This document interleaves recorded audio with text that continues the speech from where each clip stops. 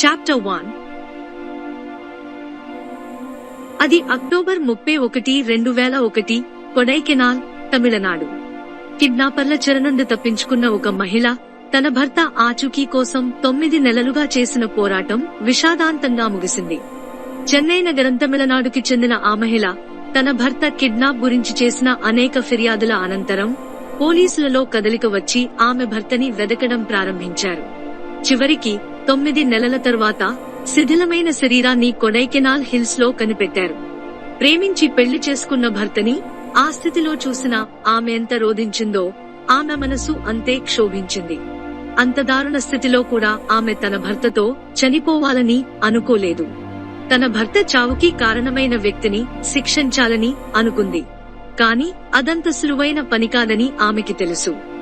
ఆమె ఎదుర్కోబోయే వ్యక్తి సాధారణమైన వ్యక్తి కాదు. చెన్నైలోనే అత్యంత శక్తివంతుడు, దేశ విదేశాల్లోనూ పెద్ద పేరు ప్రఖ్యాతులు కలిగినవాడు.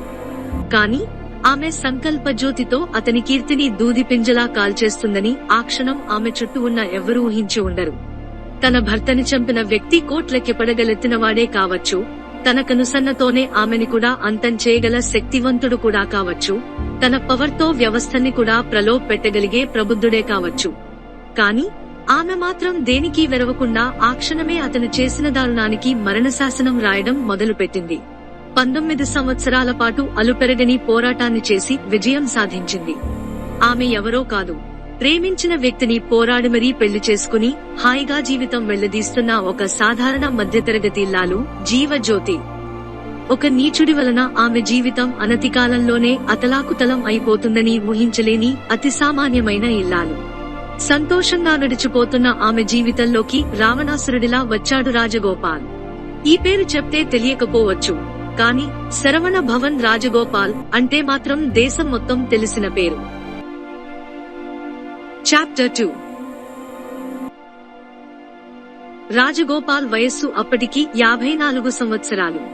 చెన్నైలోనే కాకుండా దాదాపు 25 దేశాల్లో శరవణ భవన్ ఫుడ్ చైన్ ని స్థాపించిన సృష్టికర్త. కోట్లల్లో డబ్బు, వెలకట్టలేని కీర్తి ప్రతిష్టలు, అతి సామాన్యుడి నుండి అసామాన్యుడిగా ఎదిగిన world number 1 vegetarian hotel chain Saravana Bhavan వ్యవస్థాపకుడు రాజగోపాల్. అంత స్థాయి విజయం సాధించినా ఇంకా సాధించాలనే కోరిక మాత్రం పెరుగుతూనే ఉంది.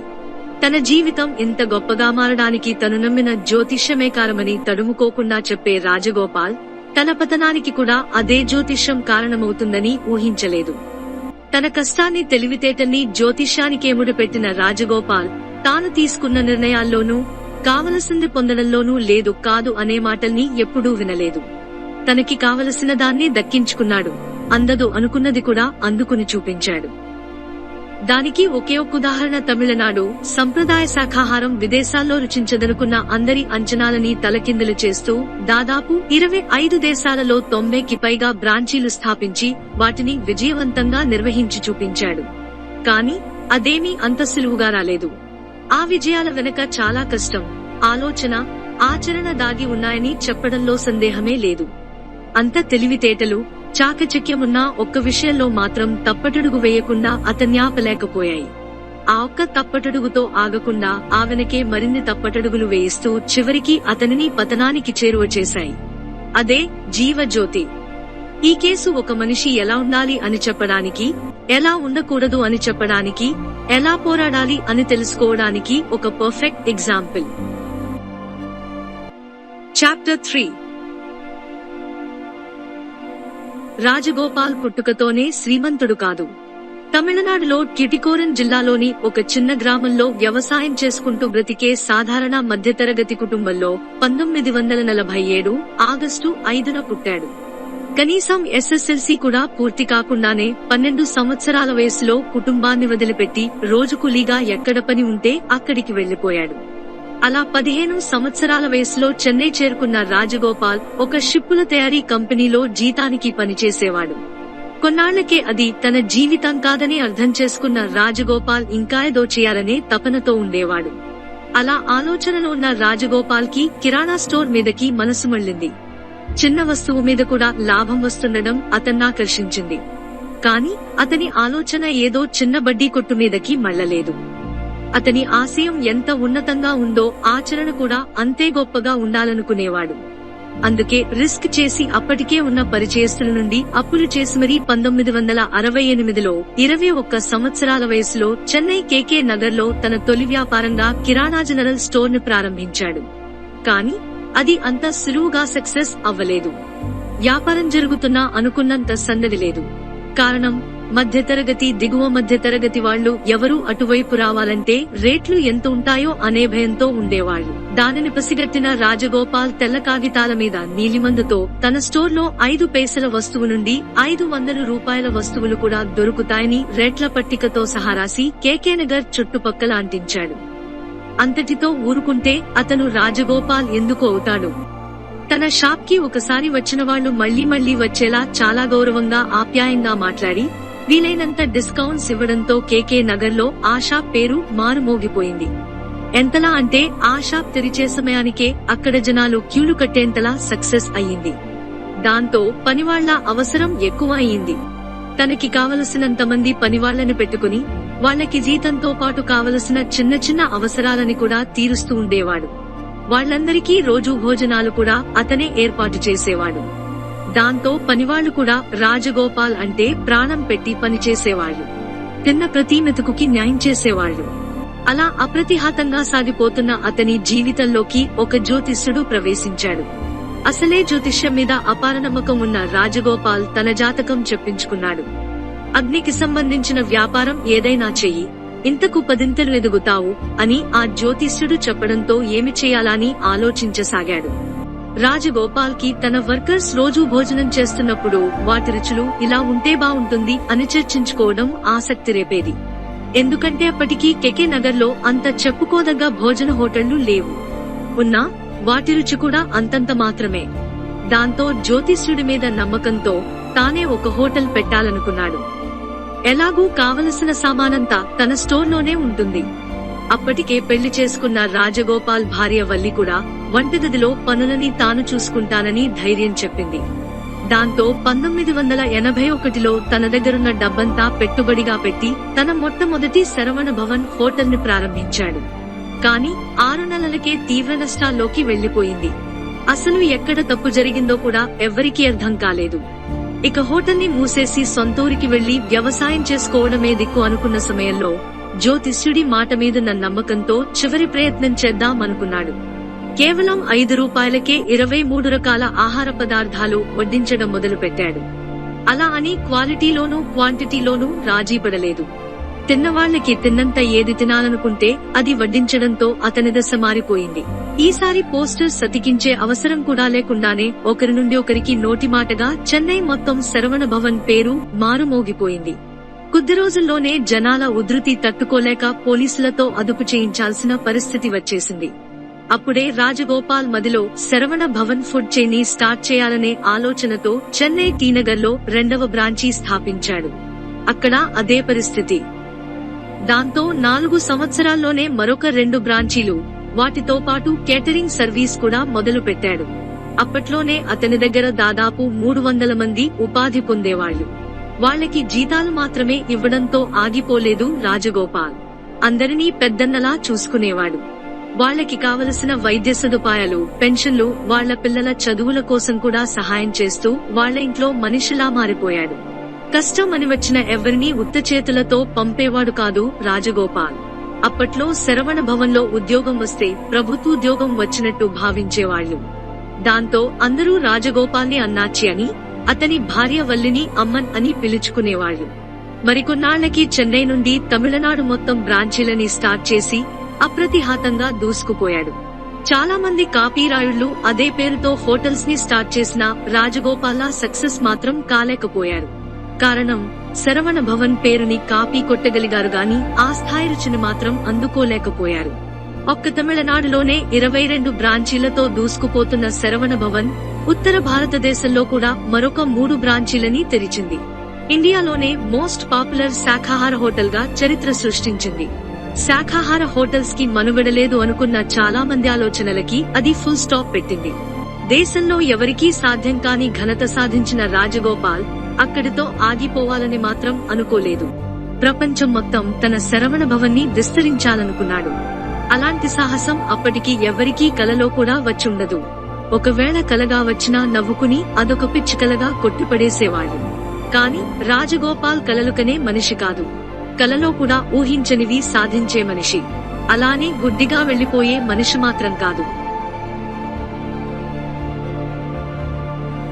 ఒకసారి సింగపూర్ వెళ్లిన రాజగోపాల్ కి అక్కడున్న KFC రెస్టారెంట్ మీద ఆసక్తితో దానిమూలాన్ని తెలుసుకుని ఆశ్చర్యపోయాడు. ఎప్పటికైనా తన శరవణ భవన్ కూడా ఆ స్థాయికి చేర్చాలని భావించిన రాజగోపాల్ అదే విషయాన్ని తన సన్నిహితుల దగ్గర చెప్తే అందరూ ఫక్కున నవ్వారు. కలలు కన్నది చాలు, ఇప్పటికే చాలా సాధించావు. అనవసరంగా గొంతెమ్మ కోర్కెలతో అసలుకే ఎసరు తెచ్చుకోకు అని హితవు చెప్పారు. కాని రాజగోపాల్ అప్పటికే ఒక నిర్ణయానికి వచ్చేశాడు. దక్షిణ భారతదేశం నుండి ఎక్కువ మంది వలస వెళ్లిన దేశాలని టార్గెట్ చేసుకుంటే తన శాఖాహార భోజనం సక్సెస్ అవుతుందని భావించి లాభనష్టాలు భేరీజు వేసుకుని కొత్త సంచలనానికి తెరతీశాడు.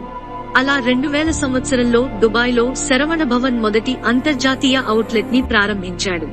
మొదట్లో కొంచెం కష్టంగా ఉన్నా నెమ్మదిగా అది నిలబడింది. దానికి అతను ఎంచుకున్న సూత్రం తక్కువ ఖర్చు రుచికరమైన భోజనం. అందుకు అక్కడున్న వర్కర్ జీత భత్యాలు ఎక్కువండంతో ఇండియా నుండే పనివాళ్లని తీసుకువెళ్లేవాడు. అక్కడ దొరకని చాలా వస్తువులని ఎక్స్పోర్ట్ చేసి మరీ తన ఆహార నాణ్యత తగ్గకుండా చూసుకున్నాడు. దాంతో కొన్ని రోజుల్లోనే ఆ బ్రాంచ్ కూడా సక్సెస్ బాటపట్టి మరిన్ని బ్రాంచీలు తెరిచేందుకు దోహదపడింది. దాంతో రాజగోపాల్ అస్సలు వెనుతిరిగి చూసుకోలేదు. అనతి కాలంలోనే 25 దేశాలలో 88 శరవణ భవన్ అవుట్లెట్స్ ని స్థాపించాడు. ప్రపంచంలోనే నంబర్ 1 వెజిటేరియన్ హోటల్ గా శరవణ భవన్ పేరుని నిలబెట్టాడు. తమిళనాడులోని ఒక పల్లెటూరికి చెందిన రాజగోపాల్ ప్రపంచంలోనే నంబర్ 1 వెజిటేరియన్ ఫుడ్ చైన్ సృష్టికర్తగా ఎదగడానికి అతను పడని కష్టం లేదు, అతను చూడని నష్టం లేదు, అతను సాధించలేని విజయము లేదు. ఒక్కడిగా మొదలైన తన ప్రస్థానం దాదాపు 25 దేశాలలో 112 అవుట్లెట్స్ తో 3000 మంది సైన్యంతో అప్రతిహాతంగా సాగింది. వ్యాపారంలో ఎదగాలనుకునే ఎవ్వరికైనా అతని జీవితం ఒక పుస్తకం. అనుకున్నది సాధించాలనుకునే ఎవ్వరికైనా అతని అడుగులు ఆచరణీయం. కన్న కలలని సాధించాలి అనుకున్న ఎవరికైనా అతని విజయాలు ఒక నిజదర్శనం. కానీ వ్యావహారికల్లో అందనంత ఎత్తులో ఉన్న రాజగోపాల్ వ్యక్తిత్వంలో ఉన్న ఒకే ఒక్క లోపం వల్ల అధఃపాతాళానికి పడిపోతాడని అతను కూడా ఎన్నడూ ఊహించుండడు. కావాలనుకున్నది సాధించడం, మనసు పడింది దక్కించుకోవడం వ్యాపారంలో బావుంటుంది, కానీ మానవ సంబంధాల్లో కాదు. గొప్ప గొప్ప గుణాలు ఉండి దశ విద్యల్లో నిష్ణాతుడయ్యి మహాపరాక్రమవంతుడైన రావణాసురుడు కూడా ఒక్క ఆడదాని పొందుకి ఆశపడి నేల కొరిగాడు. అలాగే రాజగోపాల్ కూడా తన విజయాలతో దూసుకుపోతున్న సమయంలోనే తన పతనానికి కూడా బాటలు వేసుకున్నాడు. ఇదే ఈ నిజ జీవిత కథలో అతిపెద్ద ట్విస్ట్.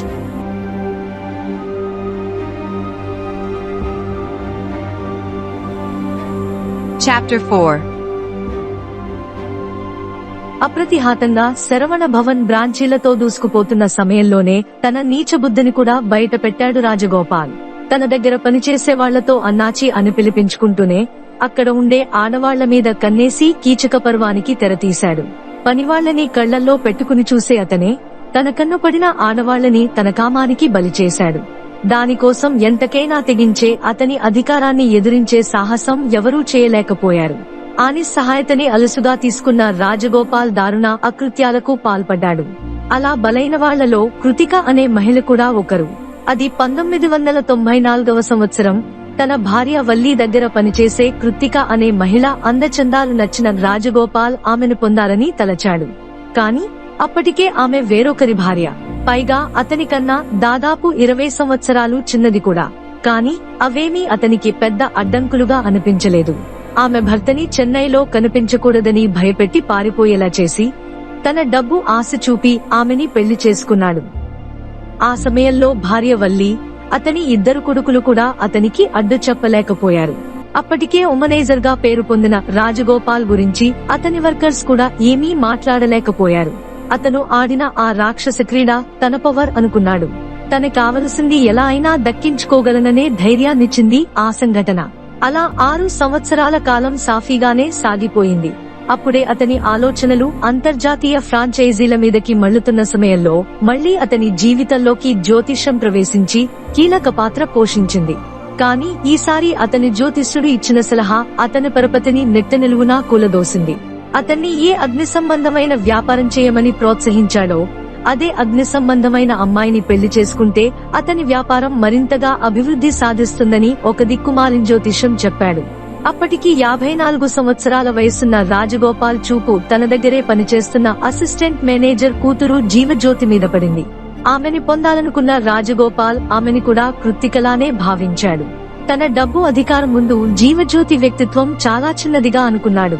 కాని అదే అల్పురాలైన జీవజ్యోతి అతనిని అగ్నిలా చుట్టుముట్టి దహించేస్తుందని ఊహించలేకపోయాడు. అదెలా జరిగిందో తెలియాలంటే ముందు జీవజ్యోతి గురించి తెలుసుకోవాలి. Chapter 5 జీవజ్యోతి శరవణ భవన్లో అసిస్టెంట్ మేనేజర్ గా పనిచేసే రామస్వామి కూతురే జీవజ్యోతి. మధ్యతరగతి కుటుంబంలో పుట్టిన జీవజ్యోతి తన తమ్ముడికి ట్యూషన్ చెప్పడానికి వచ్చే ప్రిన్స్ శాంతకుమార్ ని ఇష్టపడింది. ఆ ఇష్టం కాస్త ప్రేమగా మారి పెళ్లి చేసుకోవాలనే నిర్ణయానికి వచ్చారు. కాని ఆమె ఇంట్లో ఒప్పుకోకపోవడంతో శాంతకుమార్ తో బయటికి వెళ్లిపోయి పెళ్లి చేసుకుంది. కొంతకాలానికి ఆమె తల్లిదండ్రులు వారి పెళ్లిని అంగీకరించడంతో మళ్లీ కుటుంబంతో కలిసింది. అప్పటికి అదే ఆమె జీవితంలో సాధించిన అతి పెద్ద విజయం. కుటుంబంతో కలిసిపోయాక హాయిగా సాగిపోతున్న జీవజ్యోతి జీవితంలోకి కీచకుడిలా ప్రవేశించాడు రాజగోపాల్. ఒకరోజు జీవజ్యోతి తండ్రి రామస్వామి ఆహ్వానం మేరకు భోజనం కోసం రాజగోపాల్ మొట్టమొదటిసారిగా జ్యోతి ఇంటికి వెళ్లాడు. అక్కడ ఆమెను చూసి వ్యామోహించి అడక్కపోయినా వాళ్లకి వ్యాపారం చేసుకోమని పలుదఫాలుగా డబ్బు సహాయం చేశాడు. అతని మంచి మనసుని చూసి ఆనందించిన జ్యోతి దంపతులు రాజగోపాల్ కి కృతజ్ఞతగా ఉండేవాళ్లు. అలా కృతజ్ఞత చూపుతున్న వాళ్లని దానికి ప్రతిఫలంగా జ్యోతిని తనకిచ్చి పెళ్లి చేయమని అడిగాడు. అతని కోరికని తెలుసుకున్న జీవజ్యోతి నిర్ఘాంతపోయింది. అతని కోరికని అంగీకరించలేదు. ఎందుకంటే జీవజ్యోతి శాంతకుమార్ ని ప్రాణంగా ప్రేమించింది. ఆ ప్రేమ ముందు రాజగోపాల్ ఆస్తి గడ్డిపోచకి కూడా విలువ చేయదని అతన్ని తిరస్కరించింది. అప్పటి వరకు ఎవరి నుండి కాదు అన్న మాట వినని రాజగోపాల్ ఒక సాధారణ ఆడదాని నోటి వెంట ఆ మాట వినేసరికి అతని అహం ఘోరంగా దెబ్బతింది. దాంతో శాంతకుమార్ ని లోభపెట్టో భయపెట్టో దూరంగా పంపేయాలి అనుకున్న రాజగోపాల్ ఆటలు సాగలేదు. ఎలాగైనా ఆ జంటని విడదీసి ఆమెని పొందాలని తన శక్తియుక్తులని సామధాన దండోపాయాలని వాళ్ల మీద ప్రయోగించాడు. శాంతకుమార్ వ్యాపారం మూతపడింది. మరెక్కడా పని దొరకడం లేదు. మరోపక్క ఎవరొకరి ద్వారా జీవజ్యోతి మనసు మార్చడానికి నిరంతర ప్రక్రియ కొనసాగుతూనే ఉంది. అయినా ఆమె చలించలేదు. అతన్ని ఎదిరించేత శక్తి వాళ్లకి లేదు. అలాని వాళ్లు భయపడి పారిపోనూ లేదు. కానీ రోజురోజుకి వాళ్ల పరిస్థితి దిగజారుస్తూనే వచ్చాడు రాజగోపాల్. శాంతకుమార్ కి ఎయిడ్స్ ఉందని ప్రచారం చేయించాడు. అతన్ని బలవంతంగా టెస్టులు చేయించుకునేలా చేసి ఆ నింద నిజమని నమ్మేలా రిపోర్ట్స్ మార్పిద్దామని అనుకున్నాడు. ఆ విధంగా వాళ్ల ఆత్మస్థైర్యాన్ని దెబ్బకొట్టాలనుకున్నాడు. కానీ ఆ ఐడియా బెడిసికొట్టింది. దాంతో జీవజ్యోతికి దెయ్యం పట్టిందని జనాలను నమ్మించి మంత్రగాళ్లని ఇంటికి పంపి ఆమెని చిత్రవధ చేయించాడు. బంధువుల నుండి సహాయం దొరకలేదు. ఆ బాధల్ని తట్టుకోలేని శాంతకుమార్ జ్యోతిని వదిలి వెళ్లిపోయాడు. ఇదే అదునుగా రాజగోపాల్ జీవజ్యోతి మనసు మార్చడానికి మరింతగా విశ్వప్రయత్నాలు చేశాడు. కానీ జీవజ్యోతి తన నిర్ణయాన్ని అస్సలు మార్చుకోలేదు. చుట్టుపక్కల వాళ్ల ఆదరణకి కూడా దూరమయ్యింది. అయినా ఆమెవ్వరినీ నిందించలేదు. ఏదొక రోజు ఈ కారు మబ్బులు తొలగిపోతాయి, ఒక కొత్త జీవనోషస్సును చూస్తాననే నమ్మకంతో బతుకు సాగించింది. Chapter 6 శాంతకుమార్ దూరంగా అయితే వెళ్లిపోయాడు. కాని జీవజ్యోతిని వదిలుండలేక మళ్లీ వెనక్కి వచ్చేసి జీవజ్యోతితోనే తన జీవితమని ఆమెతో కలిసిపోయాడు. పారిపోయాడనుకున్న శాంతకుమార్ మళ్లీ వెనక్కి వచ్చేయడం రాజగోపాల్ అస్సలు తట్టుకోలేకపోయాడు. అప్పటి వరకు వ్యక్తులతో వేధించిన జ్యోతి దంపతులని వ్యవస్థలతో వేధించడం మొదలుపెట్టాడు. మున్సిపాలిటీ వాళ్లు చెత్త మొత్తం ఆమె ఇంటి ముందే వేసి వెళ్లేవాళ్లు. కరెంట్ కట్ చేశారు. చివరికి నీళ్లు కూడా అందకుండా కుళాయి కనెక్షన్ ఆపేశారు. అన్ని చేసినా వాళ్ల పట్టుదలని ఇంకా పెంచారు తప్ప ఒక్క క్షణం కూడా సడలించలేకపోయారు. అలా రోజులు కాదు, నెలలు గడుస్తున్నాయి. కానీ రాజగోపాల్ వేధింపులు మాత్రం ఆగలేదు. జీవజ్యోతి మనసు మారలేదు. దాంతో ఆగ్రహించిన రాజగోపాల్ మనుషులు మాటువేసి శాంతకుమార్ ని చంపడానికి ప్రయత్నించారు. కానీ త్రుటిలో తప్పించుకున్న శాంతకుమార్ జ్యోతితో కలిసి పోలీస్ కంప్లైంట్ ఇవ్వడానికి వెళ్లాడు. కానీ పోలీసులు స్పందించలేదు. రాజగోపాల్ మీద కేసు పెట్టకపోగా అతనికి కావలసింది ఇచ్చేయమని సలహా ఇచ్చారు. న్యాయం చేయవలసిన పోలీసులే వాళ్లని పట్టించుకోకపోవడంతో నిస్సహాయ స్థితిలో వెనుతిరిగారు. ఇక తప్పనిసరి పరిస్థితుల్లో జీవజ్యోతి శాంతకుమార్లు చెన్నై విడిచి వెళ్లిపోవాలి అనుకున్నారు. అది తెలిసిన రాజగోపాల్ చెన్నై విడిచి వెళ్లిపోతున్న జీవజ్యోతి శాంతకుమార్లని కిడ్నాప్ చేసి తిరునల్వేలిలో ఒక లాడ్జిలో బంధించి చిత్రవధ చేశాడు. అక్కడ నుండి జీవజ్యోతి నేర్పుగా తప్పించుకుని పోలీస్ స్టేషన్ కి వెళ్లి కంప్లైంట్ చేసింది. పోలీసులతో కలిసి లాడ్జీకి వెళ్లేసరికి అక్కడెవరూ లేరు. అంతా తప్పించుకున్నారు. వాళ్లతో పాటు శాంతకుమార్ని కూడా తీసుకుని వెళ్లిపోయారు. శాంతకుమార్ ఆచూకీ కోసం జీవజ్యోతి పోలీసులని వేడుకుంది. వాళ్ల కాళ్ల మీద పడి ప్రాధేయపడింది. అయినా వాళ్లలో చలనం కలగకపోవడంతో తనని తాను అక్కడే చంపుకుంటారని ఆత్మహత్యకి కూడా వెనకాడకపోవడంతో వేరే దారిలేని పోలీసులు కిడ్నాప్ కేసుని రిజిస్టర్ చేసి శాంతకుమార్ కోసం గాలించడం మొదలుపెట్టారు. అందులోనూ అలసత్వంకి ప్రతిరూపాలుగా నిలిచారు పోలీసులు. 1 కాదు 2 కాదు 9 నెలల పాటు జ్యోతి చేసిన అవిశ్రాంత పోరాటానికి చలించిన పోలీసులు చివరికి శాంతకుమార్ అస్థిపంజరాన్ని కొడైకెనాల్ కొండల్లో కనిపెట్టారు. ఆ రాక్షసులు లాడ్జీ నుండి తప్పించుకున్న రోజే అతన్ని చిత్రవధ చేసి శరీరం మొత్తం రక్తసిక్తమయ్యిపోయేలా, ఎముకలు విరిగిపోయేలా కొట్టి చంపేశారు. చనిపోయిన శాంతకుమార్ శవాన్ని ఒక లోయలో విసిరేసి వెళ్లిపోయారు. తను ప్రాణంగా ప్రేమించి పెళ్లి చేసుకున్న శాంతకుమార్ని ఆ స్థితిలో చూసిన జ్యోతి గుండెలు పగిలేలా రోధించింది. ఆ క్షణంలో ఆమె స్థితిని చూసిన వారందరూ తల్లడిల్లిపోయారు. తెలియకుండానే వాళ్ల కళ్లు కూడా చెమర్చాయి. అందులో పోలీసులు కూడా మినహాయింపు కాదు. దాంతో కిడ్నాప్ కేసుతో పాటుగా మర్డర్ కేసుని కూడా చేర్చి ఆధారాలు సేకరించడం మొదలు పెట్టారు. అలా 2001 నవంబర్లో పోలీసులు శరవణ భవన్ రాజగోపాల్ తో పాటు ఆ హత్యకి సహకరించిన వాళ్లని అరెస్టు చేశారు. పూనమల్ల స్పెషల్ కోర్టులో దాదాపు 3 సంవత్సరాలు సాగిన విచారణ అనంతరం రాజగోపాల్ కి 10 సంవత్సరాలు జైలు శిక్ష విధించింది. జైలులో రాజభోగాలు అందుకున్నప్పటికీ బెయిల్ మీద బయటికి వచ్చాడు రాజగోపాల్. వచ్చిరాగానే జ్యోతి తనని వశపరుచుకోవడానికి ప్రయత్నించిందని తన రెండవ భార్యైన కృత్తిక ద్వారా ఆరోపణలు చేయించాడు. దాంతో మీడియా మొత్తం జ్యోతి వెంటపడింది. కానీ జ్యోతి వాళ్ళెవరికీ ఒక చిన్న ఇంటర్వ్యూ కూడా ఇవ్వలేదు. కారణం, దాన్ని కూడా రాజగోపాల్ మ్యానిపులేట్ చేస్తాడని ఆమెకి తెలుసు. తాను చెప్పాలనుకున్నది ఏదైనా కోర్టులోనే చెప్పాలనుకుంది.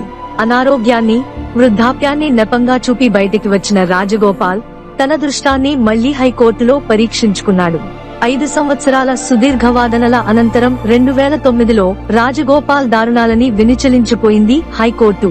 అతను చేసిన ఘోరానికి స్పెషల్ కోర్టు విధించిన 10 ఏళ్ల శిక్ష తక్కువని భావించి దానిని యావజ్జీవ కారాగార శిక్షగా మార్చి సంచలన తీర్పునిచ్చింది. దాంతో అతను జైలుకి వెళ్లాడు. కానీ మళ్లీ వెంటనే బెయిల్ మీద బయటికి వచ్చేసి లక్షల రూపాయల డబ్బు తీసుకుని జీవజ్యోతి ముందు కుమ్మరించి కేసుని వెనక్కి తీసుకోమని బ్రతిమాలాడు, బెదిరించాడు. కానీ జ్యోతి మాత్రం అతని మాట వినలేదు. చంపేస్తానని హెచ్చరించాడు. శిక్ష నుండి తప్పించుకోవడానికి ఈసారి సుప్రీంకోర్టు మెట్లు ఎక్కాడు రాజగోపాల్. డబ్బున్న రాజగోపాల్ ఏమైనా చేయగలడు. కానీ ఒక సాధారణ ఒంటరి ఆడదైన జీవజ్యోతి మాత్రం తన పోరాటాన్నాపలేదు. రెగ్యులర్ గా వాయిదాలకు హాజరవుతూ రాజగోపాల్ కి కంటి మీద కునుకు లేకుండా చేసింది. మృత్యుదేవత మరో రూపంలా అతన్ని వెంటాడింది. అలా 10 సంవత్సరాల పాటు సుప్రీంకోర్టులో సుదీర్ఘ విచారణ ఫలితంగా హైకోర్టు ఇచ్చిన తీర్పు సరైనదే అని వెంటనే రాజగోపాల్ని అరెస్టు చేయమని ఆదేశాలిచ్చింది. కానీ రాజగోపాల్ అనారోగ్యం అనే సాకుని చూపి మళ్లీ తప్పించుకోవాలి అనుకున్నాడు. కానీ కోర్టు అతనాటలు సాగనివ్వలేదు. వెంటనే లొంగిపొమ్మని, లేని పక్షంలో నాన్ బెయిలబుల్ వారెంట్ ఇస్తామని హెచ్చరించింది. దాంతో గతిలేని స్థితిలో 2019 జూలై 9న 72 ఏళ్ల వయసులో రాజగోపాల్ అంబులెన్స్ లో ముఖానికి మాస్క్ పెట్టుకుని మద్రాసు హైకోర్టులో లొంగిపోయాడు. దాదాపు 18 సంవత్సరాలు చట్టంలోని లొసుగులతో తన పవర్ని ఉపయోగించుకుని తప్పించుకున్న రాజగోపాల్ నడవలేని చివరి దశలో వెంటిలేటర్ సహాయంతో జైలుకి చేరాడు. నిర్విరామంగా పట్టుసడలని పోరాట దీక్షతో అసామాన్యమైన యుద్ధాన్ని చేసిన జీవజ్యోతి తన భర్తని దారుణంగా చంపిన రాక్షసుని జైలుకి పంపింది. దానికోసం ఆమె గడిపిన నిద్రలేని రాత్రులని, ఎదుర్కొన్న సవాళ్లని, కార్చిన కన్నీళ్లని అంచనా కూడా వెయ్యలేము. అతని పతనం చూసే వరకు వెంటాడిన జీవజ్యోతి అతను జైలుకి వెళ్లిన తర్వాత మొదటిసారి మీడియాతో మాట్లాడింది. ఇదే తన భర్తకి ఆమె ఇస్తున్న ఘనమైన నివాళిగా అభివర్ణించింది. అలా శాంతకుమార్ ఆత్మకి శాంతిని చేకూర్చింది. జీవిత చరమాంకంలో సర్వవ్యాధులతో జైలుని చేరిన రాజగోపాల్ వారం రోజులు తిరగకుండానే జూలై 15న గుండెపోటుతో హాస్పిటల్ కి చేరాడు. ఆ తర్వాత 3 రోజులకే మళ్లీ గుండెపోటు రావడంతో హాస్పిటల్లోనే మరణించాడు. తాను సృష్టించుకున్న సామ్రాజ్యం, తన చుట్టూ ఉండే మంది మార్బలం, తాను సంపాదించిన కీర్తి ప్రతిష్టలు అన్నిటినీ పణంగా పెట్టి ఒక ఆడదాన్ని పొందడం కోసం ఆడిన వికృంట క్రీడలో సర్వం కోల్పోయి నేల కొరిగాడు. అతని చావు జీవజ్యోతికి ఆనందాన్నివ్వలేదు. తనని అన్ని చిత్రహింసలకు గురిచేసి తన భర్తని తన నుండి దూరం చేసి ఘోరంగా చంపేసిన రాజగోపాల్ జైలు శిక్షని అనుభవించకుండానే చనిపోయాడని ఒక రకమైన నిర్వేదాన్ని వ్యక్తపరిచింది.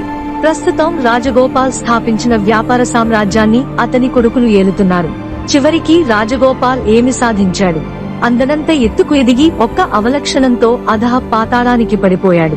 తనకన్నా 30 ఏళ్ల చిన్న అమ్మాయి మీద మోజుతో జీవితకాలపు చివరి దశలో అత్యంత మానసిక వేదనతో 19 సంవత్సరాలు భయంతో చావలేక బ్రతికాడు.